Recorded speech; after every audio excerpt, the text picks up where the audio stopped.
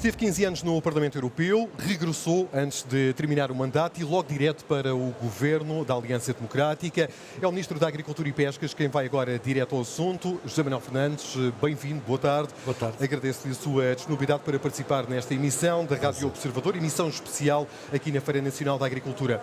Há um ano, precisamente a Ministra da Agricultura, Maria do Céu Antunes, não foi convidada para aqui vir. O senhor foi convidado ou teve de pagar bilhete? Eu fui convidado.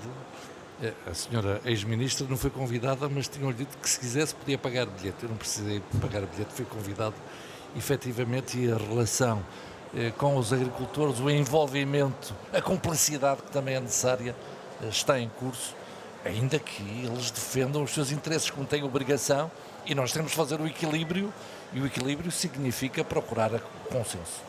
Havia uma cisão clara entre associações de agricultores e a antiga ministra. Quanto tempo é que acha que o atual governo vai ter um estado de graça? Quanto tempo é que vai durar junto dos profissionais do setor? Nós vamos trabalhar sempre com eles. É preciso valorizar a agricultura, mostrar a verdadeira percepção que cada português deve ter da agricultura, que não é só a questão do PIB, e aqui há um objetivo brutal, que é o de melhorarmos aquilo que é a nossa produção nacional. Repare que o déficit agroalimentar em 10 anos triplicou, passou de 2014 1.100 milhões de euros para agora mais de 3.300 milhões de euros, um prejuízo para o país se nada fizermos, mas depois não é só isto. A agricultura é coesão territorial, é gastronomia, a agricultura é também, no fundo, património, e nós temos de olhar para estas várias vertentes. A agricultura é também a indústria de transformação dos produtos agrícolas, e nós esquecemos destas várias dimensões. Hoje a agricultura é também investigação e inovação, é ajuda ao combate às alterações climáticas. Nós esquecemos destas dimensões muitas vezes.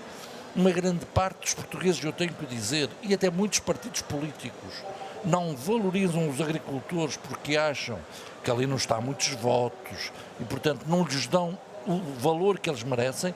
Os agricultores sentiram-se discriminados e foi uma das razões pelas quais eles entraram no terreno e manifestaram-se, e, sinceramente, com toda a razão. E por falar nessa valorização, o senhor conhece muito bem um dossiê difícil da política agrícola comum, até pela experiência de 15 anos que tem de Parlamento Europeu. Votou a favor desta PAC, uma política que a Confederação Nacional de Agricultura considera que é bastante negativa para o setor e que motivou, de resto, a revolta dos tratores a que assistimos nos últimos meses. Já no cargo, o senhor Ministro começou por simplificar a PAC para reduzir os custos administrativos para os agricultores, mas o setor quer mais, quer, por exemplo, preços justos para a produção, reverter cortes nos subsídios para as áreas baldias, o Estatuto da Agricultura Familiar, entre outras medidas. Quais é que vão ser as prioridades do Governo, as próximas prioridades? E pergunto-lhe se as ambições dos agricultores são realistas face às regras europeias. Eu posso lhe dizer que o grande problema em relação aos agricultores não foi os montantes onde eu estive na negociação. Eu negociei o quadro financeiro plurianual, estive na negociação onde, inclusivamente para programas europeus, aumentamos em 16 mil milhões de euros aquilo que era a proposta inicial do Conselho. O grande problema foi depois o Sr. Frans Timmermans, socialista, que veio com uma série de legislação disparatada e novas exigências que inclusivamente prejudicou os objetivos ambientais, porque se definir objetivos ambientais que não consegue cumprir, se impuser um caminho impossível para os agricultores, se não lhes der apoio, é evidente que nem vai atingir os objetivos e depois vai ter um outro resultado, que é, vai ajudar os extremos. Não é por acaso que o maior grupo político predador no Parlamento Europeu foram precisamente os verdes e os liberais, mas aqueles liberais que estavam a tentar ser mais verdes que os verdes, nomeadamente os liberais de Macron. Mas responder à sua pergunta, primeiro objetivo, aumentar o rendimento dos agricultores. Se você olhar para a União Europeia, a média de idade dos agricultores já é elevada, 58 anos. Mas em Portugal somos os mais velhos, a média de idade é acima dos 64 anos. Nós temos de aumentar o rendimento para conseguir a renovação geracional. Como é que isso se faz? Olha, faz com o que estamos a fazer. No âmbito da revisão do PEPAC, vamos aumentar aquilo que são os apoios diretos para os agricultores. Vamos simplificar, foi o que já fizemos. Os pequenos agricultores, os que têm menos de 10 hectares, com a portaria que publicamos, não estão obrigados àquilo que é condicionalidade, nem vão ter sanções. Para além disso, vamos fazer aquilo que é o bom senso. Se existirem intempéries que impossibilitem o agricultor de cumprir as normas agroambientais, nós vamos ter uma derrogação. É o que é justo. Mas o vamos, Sr. Ministro, é para quando? Aumentar Já está esses feito. apoios? Está feito. Já estão a senti-lo no terreno? Os agricultores queixam-se muitas vezes de anúncios e depois, na prática, Desculpe, o dinheiro não chega a questão que eu acabei de referir, na simplificação, no fim da condicionalidade para os agricultores que têm menos de 10 hectares, são mais de 110 mil. Naquilo que é, havendo intempéries e as normas agroambientais não poderem ser cumpridas, não haver uma derrogação temporária, isso está feito. Isso está assinado, está publicado. Como está publicado, a flexibilidade para aquilo que nós chamamos o pousio e a rotação. O que é que ainda não está feito? É o aumento do rendimento para os agricultores que vai ser feito durante este mês. E vamos entregar uma proposta a Bruxelas para este objetivo. O que vamos fazer é, no fundo, retirar recursos que estavam no primeiro pilar e passá-los para o segundo para também dar previsibilidade. Porquê? Porque neste momento o que está aprovado é e aquilo que o anterior governo fez, foi uma ajuda de Estado de 60 milhões para procurar apoiar os agricultores, só que esses 60 milhões para o ano, essa ajuda de Estado pode nem ser autorizada pela Comissão Europeia. E, portanto, nós vamos rever de forma a que haja montantes suficientes no primeiro pilar para pagar aos agricultores, reforçamos o segundo com o cofinanciamento nacional, de forma a darmos previsibilidade, estabilidade e a não ser necessário todos os anos andarmos a pedir a Bruxelas auxílios de Estado que podem ser renegados. Mas há outras coisas que vamos fazer no âmbito da renovação geracional. Nós vamos criar instrumentos financeiros, ainda vamos fazer isso este ano, uma espécie de um projeto piloto, onde nos primeiros 5 anos a taxa de juro será zero, empréstimos, onde os primeiros 5 anos, taxa de juro zero, com possibilidade de utilizar estes recursos para comprar terra, que é um dos problemas dos jovens agricultores. Isso é subsidiado por? Isso vai ser ainda dentro do PDR 2020, que acaba em 2025, em termos da sua execução e do seu término. E vamos aí ter cerca de 200 milhões de euros para este objetivo, numa negociação que está em curso, que eu espero que chegue a bom termo, com o Banco Europeu de Investimento, nomeadamente com o Fundo Europeu de Investimento, que é um organismo que está dentro do Banco Europeu de Investimento. Mas nós queremos, dentro daquilo que é a próxima reprogramação, que é a que vamos fazer este mês, reforçar esses instrumentos.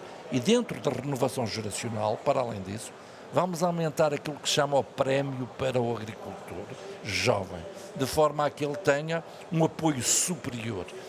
Não estão excluídas outras medidas que essas já são da nossa competência e que estão em estudo, nomeadamente a possibilidade de eles terem um tratamento fiscal mais favorável naquilo que são os primeiros anos e quando têm acesso a candidaturas que estão aprovadas por Fundo Europeu. Portanto, isto é uma prioridade. Rendimento, renovação geracional, simplificação, que é um objetivo onde todos os organismos têm de trabalhar. É inaceitável uma charca pequenina demorar anos a ter uma licença. E, portanto, é inaceitável uma licença de impacto ambiental ter uma eternidade. É inaceitável os suinicultores não conseguirem licenciar as suas instalações e demorar um tempo infinito. Ou uma declaração de impacto ambiental para uma barragem demorar 5 anos. Portanto, isto é algo que é transversal a todos os ministérios e exige uma simplificação. E aqui posso dizer uma coisa. Felizmente, temos um primeiro-ministro que percebe a importância da coesão territorial e da agricultura e também está empenhadíssimo naquilo que é a simplificação.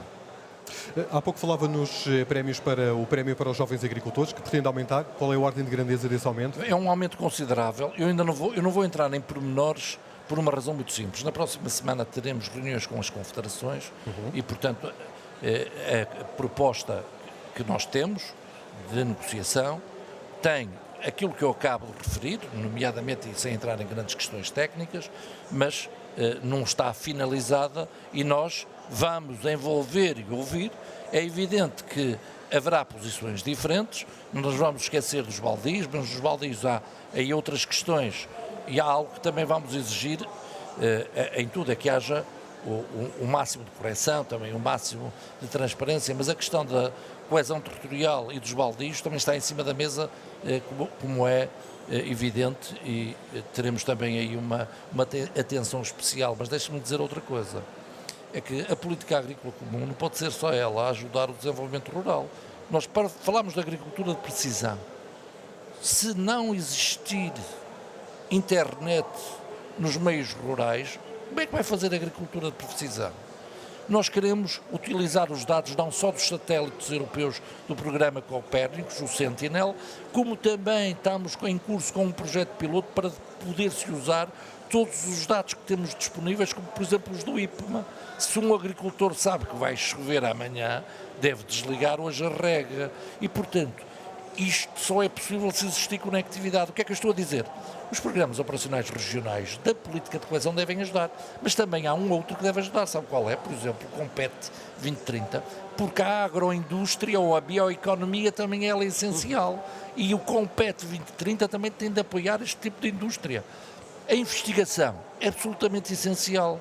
Investigação que deve ser olhada também até em termos europeus. O programa Horizonte Europa deve ajudar, devemos ter ambição para ir esse programa que até é o maior do mundo e temos que nos organizar para esse objetivo. Há muitas doenças que não existem só em Portugal e, portanto, devemos não só procurar as melhores práticas, partilhar, como ir em conjunto para resolver este tipo de discussões. O que eu estou a dizer é que programas como o InvestEU, que por acaso negociei e conheço bem, que é um instrumento financeiro europeu, programas como o Horizonte Europa, fundos nacionais da política de coesão, fundos da política agrícola comum, devem todos eles contribuírem para este objetivo, que também é um objetivo de coesão territorial. E nós às vezes esquecemos que recebemos muitos recursos para diminuir as assimetrias regionais, não é para aumentar as assimetrias regionais. O Presidente da Câmara Municipal de Santarém, que esteve há pouco connosco aqui neste estúdio, apontava precisamente nesse sentido e para a necessidade dos investimentos da Administração Central para reduzir essas mesmas assimetrias e as dificuldades sentidas nas zonas de menor densidade populacional. Eu ia aproveitar que estávamos a falar de agricultura de precisão e estávamos a falar de doenças e de químicos. Não há qualquer referência à agricultura biológica no programa do Governo. É uma área de menor interesse? Não. Até porque é uma área que vamos manter os apoios precisamente nesta reprogramação. E, portanto, há todo... No programa do Governo não está lá tudo. Claro, isso era impossível. Mas não está lá. Olha, isso. Eu, por exemplo, estou a estudar a possibilidade de se criar um fundo mutualista e vai ficar uma linha na reprogramação para podermos vir a usar, se necessário, e termos a flexibilidade para o fazer para a agricultura, e não está no programa do Governo. Também não está no programa do Governo que vão ser retirados os apoios à plantação de vinha? Não. Está à espera de protestos dos produtores de vinho? Mas para quando? Nós não vamos retirar o apoio à plantação de vinhas. O que não vamos é esconder os problemas, nem nunca o farei, que existem. Em 2023, utilizou-se 18,6 milhões de euros dos fundos do primeiro pilar para a destilação. Destilar é transformar basicamente 7 litros de vinho em 1 litro de aguardente. Este ano temos, e tem-se agravado, e andou-se a esconder este problema, e não adianta escondê-los, é preciso resolvê-los, e antes de resolvê-los é preciso evitar problemas, e dá muito trabalho evitar problemas, como eu costumo dizer. Nós este ano voltamos a ter um problema de estoque brutal. Um problema que também decorre de uma outra situação, que é do facto de, à escala global, estar a diminuir o consumo de vinho. Certo. Em França estão a haver auxílios de Estado para arrancar vinha. Em Espanha defendem a colheita verde, que é uma coisa que me impressiona. Não estamos aí ainda. Mas há agricultores que já me pediram para nós financiarmos a colheita verde, que é, no fundo, retirar as uvas verdes e deitá-las fora. Algo, para quem gosta da agricultura, que até arrepia um bocado. Agora, mas não estamos aí ainda. Não estamos aí, mas há quem já o peça. E, portanto, neste momento, a medida que os produtores estão a solicitar é uma medida que pode não ter a aprovação de Bruxelas, que é a destilação. Porque a destilação é uma medida temporária e em 2023 já foi usada, em 2022 não foi usada, mas foi usada em 2021 e 2020. E, portanto, uma medida excepcional não pode, obviamente, estar sempre a ser tomada. O que nós já devíamos ter feito era, primeiro, não esconder o problema. Em segundo lugar, apostar fortemente na promoção. E um dos objetivos que vamos ter já agora na reprogramação, ainda bem que me fazem essa pergunta, é o de aumentarmos a promoção. Aumentarmos a promoção, nomeadamente em países terceiros e em países onde também a comunidade portuguesa existe. E esse é um dos grandes objetivos que nós temos. Agora, o próprio VITIS, que é o Programa para a Vinha, tem já, antes de eu proferir qualquer declaração,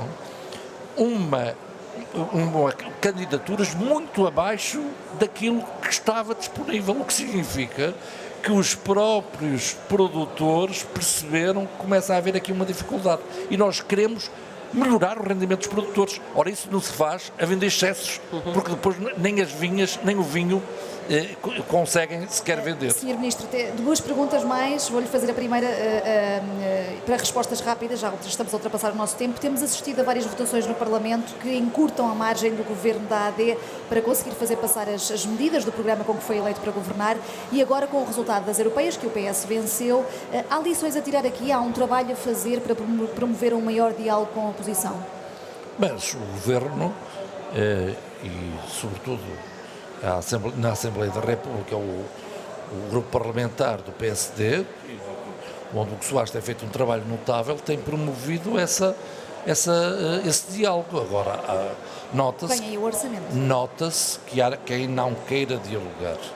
Agora, nota-se também, eu penso que os portugueses sentiram e sentem, que temos um governo capaz, decidido, empenhado, forte, ambicioso, e com objetivos de cumprir não só o que está no programa eleitoral, não só o que está no programa do governo, como ir para além desse programa do governo. Olha, um exemplo é a iniciativa Água que Une, que o Primeiro-Ministro lançou para termos um plano de água, não só para o regadio e a agricultura, como também para o abastecimento humano. E aí lamento que o governo anterior tenha desperdiçado 8.300 milhões de euros no âmbito do PRR, que estavam disponíveis até 31 de agosto de 2023 e que não quiseram, e que era suficiente não só para a água, como para a habitação. Já não é recuperável esse dinheiro? Não, é impossível, implicava unanimidade no Conselho, a ratificação de todos os Parlamentos Nacionais, é impossível. Agora, podíamos olhar para a Espanha, que inicialmente tinha 80 mil milhões de euros para o PRR deles, e que a seguir foram buscar os 83 mil milhões de euros de empréstimos, uma grande parte precisamente para a questão da água. Mas nós vamos resolver, e o Ministério do Ambiente e da Agricultura já tem as equipas, que em breve serão conhecidas, para daqui até ao fim do ano definirem o cronograma para depois começar com esse investimento. Antecipa dificuldades para a aprovação do Orçamento do Estado para o próximo ano? Bem, cada um vai Preocupa-o aquilo que pode vir a acontecer? Se eu dissesse que não me preocupava, não estava a ser responsável, porque face a todos os investimentos que estão em curso, há necessidade de se executar o PRR. Ao facto, por exemplo, do PDR 2020 acabar em 2025, ainda tem 680 milhões de euros por utilizar, que tem que ser pagos. Do PEPAC tem de ter 380 milhões de euros também pagos até 2025. Já estamos a falar mais de 1.050 milhões de euros. Para além do Portugal 2030, que em 2025 terá que ter uma execução brutal. A preocupação é proporcional a todos esses milhões. Se nós entrarmos numa instabilidade, vamos perder muitos recursos e é Portugal que é penalizado. E, portanto, eu seria irresponsável se não dissesse que não tivesse essa preocupação que eu acho que cada português partilha e sente.